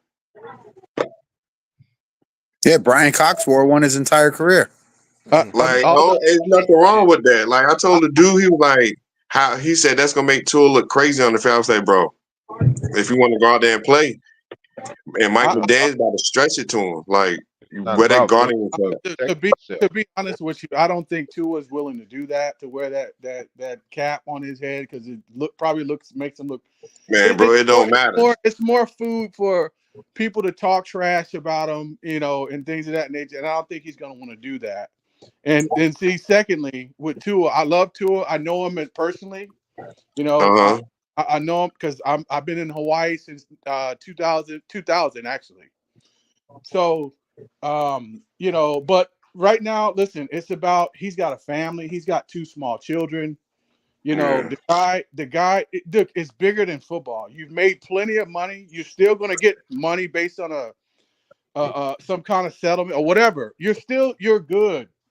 So, and then to think of it like this, Tua, this season, I mean, it just came out. He's not coming back at least until probably week 8, the middle of the season. And I'm just thinking about things in my head. What if by chance, okay, we wanted to move off of him or whatever after the season or what have you? What is his trade value? I mean, his trade value is almost nothing. Like, I mean, he's oft injured. This is his only. I mean, he stayed healthy all 1 year, but this year, like, what would his trade value even be? No, I mean they're not trading him, and it's easy for anybody to say he should retire. He's got that warrior mentality. He's not retiring. He's not leaving the game. He's doesn't matter what his wife, his mom, his dad say. He's going to have an argument for it. He's got the warrior mentality. That's how he got to where he is. You don't make the NFL by being soft or just okay, no problem. Listen, I got a buddy of mine was in Iraq 4 or 5 times, comes home with a neck injury. They want to medically put him out, and he doesn't want to. He wants to go back to Iraq, and he's got a wife and 5 kids. Once Once And it's in here, it's hard to get out. I get, you're looking at a 23-year veteran of the military, and I've been to Iraq, Afghanistan, and Africa, and I've seen such combat. I've seen guys get blown up, guys with bad grade 3 TBIs. That's basically what that is. That Tua could develop, and it may not show right away. It could be showing 5-10 years down the road. But I would just hate for this dude to get down the road to where he can't comprehend his children, or his cognition is messed up. He has suicidal ideations because of this CTE stuff. So sometimes, I think the league is going to save him from himself. I mean, like, dude, you got to go. We're not. Look, that's a bad look for us. That's the second time where you're on the ground fencing. Your fingers are crawled up, your body's, convulsing. That's a bad look for the league. They may step in and say, "Hey, look, dude, you got to go." No, that's not going to happen. I don't think that's going to happen. That's not going to happen. If that, I look, agree with just two things. There's a difference between people's opinion of saying he should retire. Look, for me, I would say he should retire, but because of his well-being, not because I think he's in anything else. That's it. Just purely because of his well-being. But at the end of the day, it's his decision, right? I'm not here to tell him. I'm not his decision. That's the deal there. We don't know what the long term is. Look he's going to walk away with $124 million at just 5% return. He's making $4 or $5 million a year annual salary. You don't think he's going to convert that into more money to build the property? There's things that he can do, right? But I think that what the gentleman just mentioned is that Monty said if the NFL is going to step in, if they were going to step in, the time to step in, they would have not let him pass protocol. You understand? They would have. That's how they would escape everything. Because if you allow them to dictate when a guy should leave, that's going to be a revolt with everybody. Oh yeah. You're talking. Wait a second. I own. It's my team. The player wants to play. He passes all the medical that you're saying. Who are you to come in and tell me that my employee has to leave? So here, I'll say this on the flip side. That's going to set a bad precedent, I think. If the way they should have did it, like I said, I'm sorry, I'll go now, is finagle the protocol. Don't let them pass protocol. So here's the deal. The deal is this. In 2022, there was an independent neurologist that actually sat there and passed Tua to be able to go and continue that game after he sustained the actual injury. First, it was considered a back injury, but it looked like a concussion to me, you, and I think to everybody else. So with that being said, Tua was back on the field at the third quarter, because me personally, I thought Skylar was going to be going out there to play. And when I seen Tua back out there, I'm like, Tua's back out there. So later on, the neurologist got fired by the NFL, and they clearly said and told that Tua should have never been on that field after halftime, and they cleared him for that. This situation that matters at hand right now is going to be actually looked at with a magnifying glass. It doesn't matter. Anybody likes it or not. I know for a fact there's a lot of money involved. You're right. It is his decision if he wants to do what he has to do. But in the same sense, the shield is going to protect the shield. Always remember that, gentlemen. Absolutely. I understand what everybody's saying, and I respect what everybody's saying up on this panel. But the shield is worth billions to trillions of dollars. If they mess up on this, this is not just on the Miami Dolphins. This is on the shield. So their shield is going to do what's best for the shield and what's best for business. That's it. That's what I was trying to say earlier. Like that's not a good look. They worth more than Tua. Trust me. They worth more than the other player in this league. So look, they're not. If that's a bad look, and they deem that that's not, then Tua may want to contest it and want to fight that, and that's fine. But the league, I don't think the league's gonna want to see this again. Well, see, here's the biggest problem with Tua's concussions. There are multiple players in the NFL that had multiple concussions last year.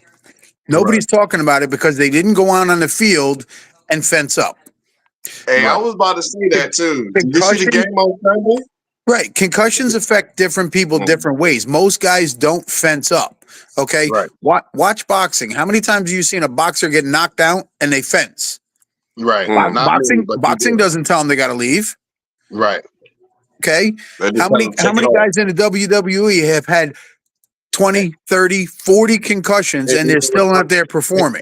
But I don't want to cut you. I don't and want to check cut you off. Hold on a second. I don't want to cut you off on that because that could be a whole nother show that we can talk about that. Because I've been watching wrestling all my life, and we can talk about the whole Benoit story and all that. And that's Thank where the you, drug Dolphin. abuse and all that stuff. There That's you a go. whole nother subject. But I don't want to get off the subject and the matters at hand right now. But I understand. I respect everything you're saying, and I'm going to continue to let you talk, John. But when it comes to that, it's different protocols for different companies, and even in professional wrestling, they got scrutinized, and they were telling Chris Benoit to stop doing the move because they would sit there and cause him to get CTE. It was an actual forbidden move when the originator of the move did it. And they kept telling him, "You're going to get CTE if you keep doing this headbutt off the top rope." And he didn't listen. Right, but my whole point is different players react differently when they get a concussion. There are players that we don't hear about that have concussions. What was the stat last year? 213 concussions in the NFL? Right. Okay. Those are concussions that they know about. That they know about. You Correct. understand? You can have a concussion and not even know Don't it. even say nothing. Well, I was if about to they don't say, You may not know it. You get a hit to the head. You right. got a contusion, but it didn't affect you, like you said, or you didn't think about something, or you didn't realize it. You lost. I got hit in the head. I thought it was the halftime. The game was over. Right. No, I still played, but nobody. That was a concussion. Right. And if the player doesn't go to the coaches and say, something's off, I got a headache or I'm a little foggy, or they don't even know what happened. There's 213 cases last year that they know of concussions. You can probably double that and say there was 426, but they didn't know the guy had it. Tua's problem is when he gets concussed, he's hitting the back of his head and he fences. And when he goes into fencing position, everybody sees it. If he just fell, got up, staggered a little bit, got to the sideline and said, "Oh, I hurt my neck," nobody would even question it. His problem is it happens to be the back of his head and he fences. And help me out, Monty or Saul. Okay, pose to me how the NFL would present forcing a retirement to a that's where that's a slippery slope. But that's gonna have to be something between Tua, the Miami Dolphins, and the NFL, and Absolutely. they're gonna have to figure that out. Right. So And don't think, and just like GW was talking about earlier, the shield is bigger than bigger than the fan base almost. It's worth more than the fan base. So you they're gonna have some say so in how they proceed. Trust me. Very little because they have to worry about lawsuits afterwards. I just want you to pose me the dialogue, right? Because think about it, right? The number one protocol in place is concussion protocol.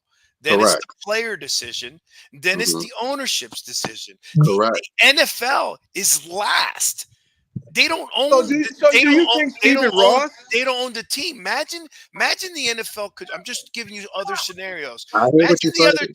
If Tua retires, the Dolphins don't spend another 124 million. Right. Okay. So imagine setting that precedent, and now an owner gets slick and wants to force a guy to retire so he doesn't have to pay him. That's what I'm saying. It's a whole lot of variables. Without a concussion. Do you really think Stephen Ross wants to see his quarterback go through? Yeah, he loves Tua, bro. It's not about a person. I'm talking about just the philosophy. But what I'm saying, Stephen Ross may have want to sit down with Tua, in wake of his decision. Like, but look, that's not the shield. I'll accept that. If that's the ownership of the team, and the owner of the team decides, look, I love you, kid, but I don't want you to continue to play. Right, and they have to work that out. That's a different ball game. That's the Dolphin ownership and the player coming to the conclusion that you need to part ways. That's different than the organization stepping in and saying that guy has to go. Well, I'll say this. I will say this, and the way you saying how would you think I would sit there and make that whole demographic? The Shield is the last one to have the last say. It'll go through everything: the neurologist, the organization, the owner, and Tua, and the Shield will be the no all be all of all of it. They will examine every I across every T and look at everything extensively, and then they will have their lawyers, because they will have their lawyers with the other team's lawyers and two lawyers, and that's how they will sit there and actually get that together. That's how I see it. To sit there and be clean and cut, that's how it would have to go down without any lawsuits. Yep. I just don't. Because That's you would how I have to, was thinking. and also you got to have the union. You got to have the union rep involved also. So the players' union is going to be involved along with the NFL.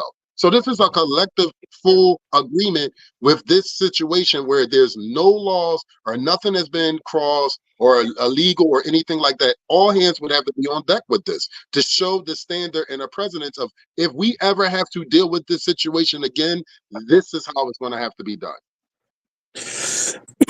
Listen, we can all speculate. We can all talk about it. We can all say, and listen, I agree. I don't want that young man to have problems when he's 40, 50 years old and not be able to communicate with his kids and things like that. But ultimately, this comes down to what Tua wants to do when he wants to do it. Come week 8, if he's healthy and he wants to come back, he'll be on that field. Right. And Stephen Ross, though, I think the gentleman is correct that like Stephen Ross also has a say. Oh, absolutely. But he's the owner. But my only Hey, problem look, is we can say what we want to say, but Stephen Rock could be like, "Yo, you need to sit your ass down." exactly where my problem is the organization of the NFL stepping in and telling a guy who owns a company that's worth billions of dollars, you're not going to tell me what I'm going to do with my players. You know, now it's impossible. If you do that, you're going to open up the floodgates for owners to collude to get rid of guys on basis of I want you to retire and save millions of dollars, right? So that's where. You think Jerry Jones gonna do that? That's all I'm gonna say. That's you think Jerry Jones ain't gonna let the NFL come in and tell him what he's gonna do. Oh no. I don't like the Cowboys, but you think Jerry Jones gonna let him? Nah, bro. No way. You think Robert Kraft is going to let him come in there and say anything and tell him retire? No. The Mara family, it ain't happening. These guys have been around way longer than the commissioner has. And they're going to stick together. They're not going to let anyone tell them what to do. They're going to stay on. They're going to back, even though it may be a bad decision. Let's agree with. Look, I don't want nothing happen to Tua. Let's premise it with that. I just think it's going to be a Tua, a family, and the ownership decision within the Dolphin organization. I hope so. I hope the league doesn't have to step in. But we're just hypothetically saying this. I get it. You know what I'm saying? It's very much a possibility. And the thing is, who remembers really quickly? Who remembers? I think Pat White. And who remembers in 22 when Tua had was on that 3-game concussion protocol that he and then the game that he came back, the first game back in Pittsburgh against Pittsburgh, he takes on Devin Bush head up. That's his first game from a concussion protocol. I do remember that. I almost threw my phone at the TV. I'm like, dude, what are you doing? You taking on a linebacker? Devin Bush. Daniel Jones came back from when he got hit, okay? And they called a quarterback sneak when he came back from a neck and a head injury. How do you call a quarterback sneak? Head first. I mean, the things that they're doing is just, again. Dude, when Tua did that shit and took on Devin Bush, dude, I wanted to smack the shit out of it. Like, what are you doing? Same thing with Hamlin. I was in my living room watching the game, dude. I wanted to smack the fucking taste out his mouth. Right. Hey, I'm gonna tell you something. I'm gonna tell you, when Tua did that, I was on the phone with my friend. She's like, "Why you cuss like that?" I was like, she said, "What happened?" She said, "Something must happen to Tua." I said, "You motherfucker." I said, "Why you say that?" And it happened. I was like, "Yo." I was like, "It can't." She said, "Bye." And she said she hung up on me. Hey, She hung up on. She said, I ain't say nothing for like 5 minutes. She said, bye. She said, I'll call you in a couple of. She said, I'll call you in a couple of days. I was like, bro. And John, I think you're right. It's easy to say you should have slide, but he needs to. He needs to Oh, understand. I have an injury prone. Sit my butt down. It's not worth it. The game was out of hand. How many receivers do you see catch the ball and run right out of bounds? How many punt returners A in the lot. league catch the ball, run out of downs? Right? How many running backs said, "Hey, I'm not going to get a hit, run out of So bounds"? can I ask you a question, Jersey? Yeah. So what you think about that hit with what y'all wide receiving when his head hit the guard when the dude from Washington hit him out of bounds and his head hit the ground real hard and his neck turned? You think he should have been in concussion protocol? Well, he should have been checked to see if He he's got a definitely should have been Yeah, checked. I read that play. I seen that He play. should have That been was immediately. that's what I was about to I say, think sir. anytime a hit is hit to the head, they should immediately get him checked. That's all. And if he passes, then he goes in. If he doesn't, then that's it, right? Yeah, Because that's what I was about. It was a couple of hits I seen Sunday, and like, because think about it. Look at boxers, man.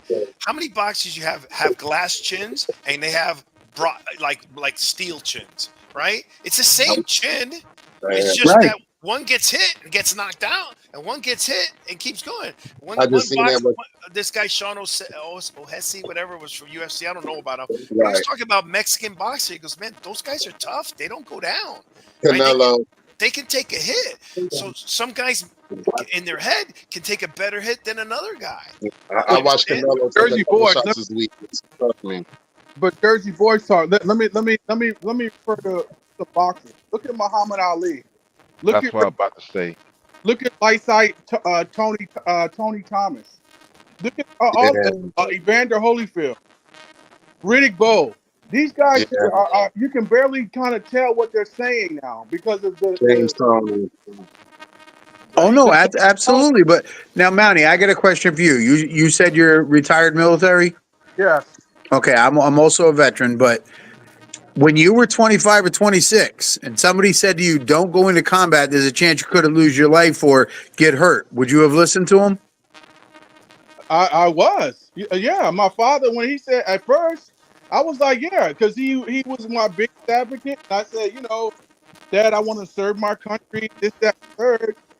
And, I would try not to go into combat, but if I had to, I would. Right, but what I'm saying to you is you went in the service knowing what you were signing up for.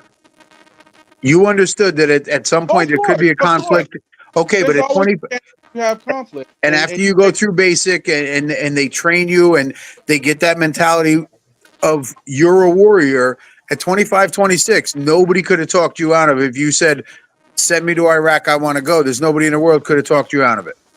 I wasn't that gung-ho like that. Well, See, I was always, but see, listen, I was always motivated, but I was always smarter. I'm not going to charge that hill. I'm going to go around and figure out a way to get to the other side. okay, so you're one of the small minority that looks at it like that. Well, that's what we need to use his mind, to play this game. It's not just, it's a physical and violent game. But especially as a quarterback, you have to use your mind more than anything else. Chances are that's probably why you get paid what you do. I agree. But he's a warrior. He spent his entire life from the time he was however old when he started playing football to get to this point. I remember when he played Never Beach with the junior lads. I remember them when he went to Copley High School, when he went to St. Louis, and he went to St. Louis. I remember that. I remember all of that. And right. So he built this up over years. He's not just going to give it up. But that's the mind of a lot of, and I'm not, of the Polynesian culture. The guys is toughness. May I answer your boxing Hey, question? look at Roman Reigns. That's all I'm gonna say. Just look at Roman Reigns, bro. Being cancer, and he was wrestling with cancer, bro. May I answer your boxing question? Okay, I grew up boxing, right? So the difference with those guys that you mentioned, great athletes, by the way, right, is one, they had to keep changing protocol in boxing. It used to be 15 rounds, right? Remember, it was 15 rounds. No, right? no, go back further than that. It was unlimited rounds until somebody won. Well, I'm talking about the guys he mentioned, Muhammad Ali, these other guys, right? Okay, it was a lot longer rounds, right? Number one, number two, you're accustomed, like you're built to get hit in the head. They don't know the long term. So in other words, you go into the fight knowing that if I'm gonna knock a guy out, I'm gonna hit him in the jaw, I'm gonna hit him in the pieces. So they're going into that, right? So yes, look what happened with the long term effects of those guys, and it's sad. And some of it was, Ali. yeah, but the difference is that they didn't have an organization. It was them and their manager, and their manager would keep pushing them because remember, they didn't start making money until later. I mean, but you're mentioning the heavyweights. What about the only time the lower weights started making money was because of Oscar De La Hoya, right? But back then it was only heavyweights that made money. The lower weights were getting their heads knocked out. But if you ever saw guys that got knocked out a lot, their careers were ended. You understand? Yeah, like Sugar Shane Mosley or Sweet Pea Whitaker. Absolutely, yeah. They had to end their careers early, and they still may have effects. But the boxing game was one of the reasons my dad didn't want me in the boxing. He goes, "I don't want you to go to work to get your head punched in." Now, in football, as a quarterback, you're not expecting to be hitting the head so much less put your head in danger like he did, diving head first into this guy. Like that's not your normal instinct, and he put all this work into jiu-jitsu, how to fall, do all this stuff. Take a seat, brother. Run out of bounds like these other guys do. We don't listen. I'm gonna tell you something. We as a Dolphins organization, we pay him to be tough in a different capacity. Yes. Okay. We don't pay him to be out there taking on tacklers and trying to run guys over like Josh Allen. I agree. We don't pay him to do that. Now he's a $212 million paperweight. Yep. I agree. But wait a second. Josh Allen has been criticized too, though, for making those things. Don't get me wrong. Like they've criticized him for jumping headfirst into the end zone. But he's a guy that you can't change him. Tua's that's not his norm, right? He's throwing the ball, running, but he's got to try to sit, man. He knows it's like Daniel Jones, same thing. He's got neck injuries. He's got several concussions. Why is he going head first? Slide. Tua's not going to retire. No, he's not. That's Samoan culture. That's Samoan culture. And nah, bro. Nah, it's not. It's not just the Samoan or Hawaiian. It's the warrior mentality of making it to the NFL and getting paid. And listen, do you know what Tua is sitting at home thinking right now? I wish I was playing on Sunday. I want to be out there with the guys. I want to lead that offense. I don't doubt it, and that may be the very case. But do you think if his wife gives him an ultimatum, like, "Hey, look, I don't want to see you like this. I don't want to have to change your diapers." No. I'm not. Listen, Mountie, I'm not arguing with you. I'm not saying you're wrong. I'm not saying your point of view is wrong. I'm just saying look at it from Tua's point of view. I agree with everything you're saying. Because I'm going to tell you this. A 23-year veteran, I told my wife, let me tell you this. My wife told me, she said, listen, after this tour, it's over. Like, no more because of the combat and all this kind of stuff. And this, that, and the third. And she was like, look, this is it. We're getting out. She was like, if you don't get out, I'm out of here. So a wife can be imposing in that regard. Oh, I agree. hope she is, to be honest with you. I want him to, I hate to see him leave the game, but I don't want to see him get hurt like that. That broke my heart. And but the problem with Tua, do you really think it's Tua? Because his whole family, it's football together. They all live here. They moved to Alabama. It's a whole family affair. His parents, like everything, they bleed off of him. You understand? Football is a way of life in the Tua family. Yeah, but even his mom wanted him to retire last time.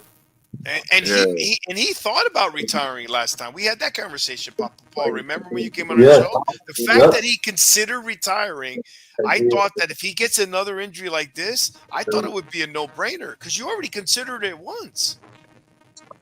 Hey, he could surprise us all and come back in a couple weeks and say, you know what, I'm done. I don't think it's going to happen. It's possible. But also you gotta look at when he does come back, and I'm not like I said, I'm not putting down Tua. He could have a mental thing effect about being hit again like that. It can affect his skill set. But like I said, and like we all are saying, everything comes down to what Tua wants to do. Personally, I don't like to see him uh, uh, like that, like what I seen Thursday. I don't want to see that again. I don't want to see But that no at the more. end of the day, that's his decision. That's his Well, decision at the well, end of the day.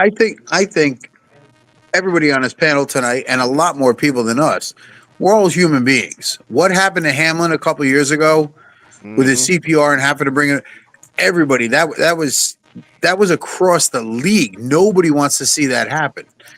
Alex Facts. Smith, when he broke his leg and had to go through all those surgeries and got infection and then was able to actually come back and play. Nobody, I don't root for any player on any team to get injured. Yeah. Absolutely. Same I here. don't care if we're playing And him you that got week. kids that play You football know, too. Yeah. Like I got injuries a son happen. that It's plays part of the football. game. It's unfortunate, but it is a violent game. It's modern day gladiators. Hmm. You're Okay, absolutely right. We got less than look at 10 Troy. minutes, guys. We got less than 10 minutes. Just wanted to let you guys know that. Okay, I want to say real quick. Look at Troy Aikman with the Dallas, who was the former quarterback of the Dallas Cowboys. He had multiple concussions, Oh yeah, and he didn't stop until he decided, that I'm through with football, and I'm not saying it was because of the concussion. I think at the time he just was through with football. Period. So he had more concussions than what Tua has had. So that's why I say we just don't know right now. We just don't know. And I told somebody Steve Young. Steve Young had a whole lot of concussions too. But Hmm. Brett everybody Favre. keeps Brett saying Favre it's the came out and said same. he had over 1,000 concussions. Look, that's crazy. That's nuts. Yeah. I mean, And you're yeah, and the way basically Brett Favre walking used to around get your hit. entire adult life concussed. Yeah, but Yeah. you gotta remember in Tua's side though, all the guys that you mentioned, they at least experienced a lot of success. Like in Tua's mind is probably like, I want to keep proving. I gotta prove. I gotta prove. Right. He's Hmm. so early in his career to have had these kind of concussions, and I've never seen these guys get. I never seen the type of concussions in one player like I saw with Tua. The way he walked a couple years ago to this year with the hand, like those were. I've never He seen got that. up on his own. He got up on his own power though, so that's a good thing though. He did, Okay, but, but but for a and, But he and second, got up it's a his second, own. his brain took over. You understand? Like that flickering, it wasn't natural. You No, understand? that wasn't natural. Mm-mm. no, but That was okay, but here's the problem, and none of us have a doctorate degree. What concussion is worse than another? There hasn't been enough studies. It may be we find out in 10 years that if you get concussed and you lock up, and that it's actually better to do that than not lock up. We don't know. Right. We don't know which one's worse, but there are worse concussions than others because your brain has so many segments of the body, right? It affects different parts of your body. Well, all of Tua's concussions are coming from the back of his head. He keeps hitting the back of his head. Is that better? Is that worse? We don't know. There's not enough studies been done on it yet. We could find out in time that getting hit in the temple is worse than hitting the back of the head, or the back of the head is worse than getting hit in the temple or the chin.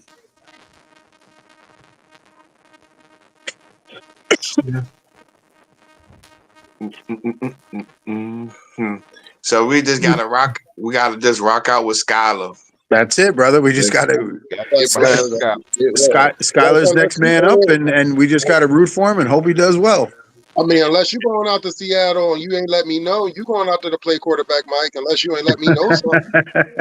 And now I'm gonna be an offensive lineman to block for Tua.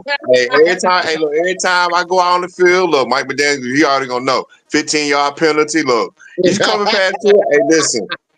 Hey, I'm gonna go right at your knee. Hey, listen, you ain't gonna hit my quarterback. What's wrong with you? That's what my friend said. He said you should call the Miami Dolphins organization, tell them how much you weigh. Like telling you like 6'2", what coming there with like 2 something. No, I'm gonna tell them how much I weigh for real. Like I go block for Tua. They just got to pay me. Look, just give me $1,000. I'll make sure Tua won't get touched for real. I want to be a long snapper. I'll be a punter, even though I'm fat. I'll just punt. Well, I can't punt. I figure I could be a long snapper. I played linebacker growing up, and that's just too much. But I will tell you this, based on what you guys said today, thank you for having me on the show, Papa Paul and team, and WC Dolphin. Thank you very much. Is two things. Is one is now it's going to be Mike Daniels has to start developing some genius because it's all about play calling. Because you do have good players. It's not like you have the players. And then you ever seen Blindside Jersey? Hey, look, I'm gonna tell you when that lady came up, run the dang ball, okay? Okay. Run the dang ball. and then it's going to be about developing your next quarterback. Start to better your quarterback because you got to. Hey, listen, you got talent. Mike, let Vic finish because he's getting ready to leave. Yeah, you got talent. You got talent, right? It's all about McDaniels stepping up. You have talent. There's no confusion. You got talent. Now, just develop that new quarterback, right? And start designing plays to be able to control the ball. And you're going to have to play different football. But it doesn't mean that Tyreek Hill, Devontae Smith, you got Odell Beckham coming back. You got a good team. Obviously, it's not easy to replace a Tua, but you got no choice. So it's time to strap up and play. Let's see what happens. Vic, thank you so much, brother. Appreciate you, man. And Vic, good luck to your Giants the rest of the way. Hopefully they can turn things around. Vic, go ahead. Vic, go ahead and tell them when your show is, where they can catch you and everything. All right, great. I appreciate it. I appreciate your show. Always love listening to your show. You guys are great, and I'm sorry to hear the challenges you had. Listen, Jersey Boys Sports Talk, we're live every Thursday at 8 p.m. We're live on YouTube. We're live on any podcast channels that you have. We go live on Facebook. And we're on StreamYard as well. You guys are always welcome to come on our show. So any of you want to come on our show, just reach out to us. Reach out to Santiago. We'd love to have you on talk. We talk NFC East. We talk all around the football. When Papa Paul or Saul, you guys come, we love talking about the Dolphins. And I enjoy your show. I love the cause. We're always promoting your show as well. So thank you for having me on. And I'm sorry to see what's happening. You can't get 2 good years. So.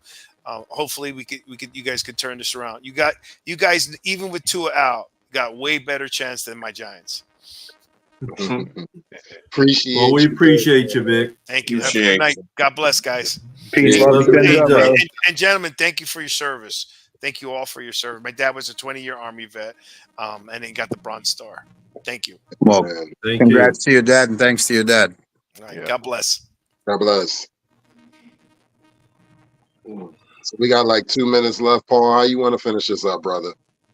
Quick and easy. Make it painless. I agree. Ladies and gentlemen, I told Paul before we started I wasn't going to stay long tonight. Okay. You're a superstar, John. What can you do, man? You was on Pedro's show last night. You're on here all night. Well, I'll tell you what. Listen, really, from the bottom of my heart, Mountie, Mike, obviously, Crazy Dolphins fan, Mr. Polk. It's always good to have other people come on the show that aren't here all the time because conversations get to go different ways. Yeah. So I agree. We much appreciate you guys being here. Your opinions. We're the show where your opinions matter. We can agree to agree to disagree. We're not going to yell and scream and argue over it. You have your opinion. You are a fan in your own way. Be a fan. Be a fan. I just want to say one thing to John. We just got to wait and see. That's it, brother. Wait and see. There you go. With that being said, peace, love, and fins up, everybody. Peace, love, and fins up. Fins up, guys.